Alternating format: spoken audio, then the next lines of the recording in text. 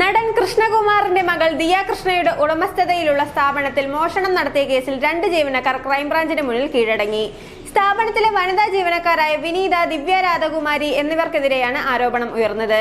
ഈ കേസിൽ തിരുവനന്തപുരം കോടതി ഇവരുടെ മുൻകൂർ ജാമ്യ ഹർജി തള്ളിയിരുന്നു.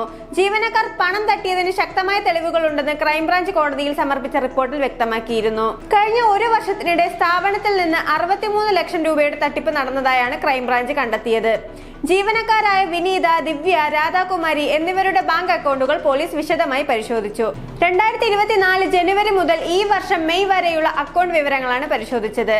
ഈ കാലയളവിൽ 63 ലക്ഷം രൂപ ഇവരുടെ അക്കൗണ്ടുകളിലേക്ക് എത്തുകയും അതിൽ ഭൂരിഭാഗം തുകയും പിൻവലിക്കുകയും ചെയ്തതായി അന്വേഷണത്തിൽ പറയുന്നു. ദിയ കൃഷ്ണയുടെ ഫാൻസി ആഭരണ കടയിലെ ജീവനക്കാരായിരുന്ന ഇവരെ ചോദ്യം ചെയ്യാനായി ക്രൈംബ്രാഞ്ച് നോട്ടീസ് നൽകി. എന്നാൽ ഇവർ ഒളിവിൽ പോവുകയായിരുന്നു. കോടതി മുൻകൂർ ജാമ്യം നിഷേധിച്ച സാഹചര്യത്തിലാണ് ഇവർക്ക് ക്രൈംബ്രാഞ്ചിന് മുന്നിൽ കീഴടങ്ങേണ്ടി വന്നത്. കേസിന്റെ കൂടുതൽ വിവരങ്ങൾ അന്വേഷണത്തിലൂടെ പുറത്തുവരുമെന്ന് പ്രതീക്ഷിക്കുന്നു.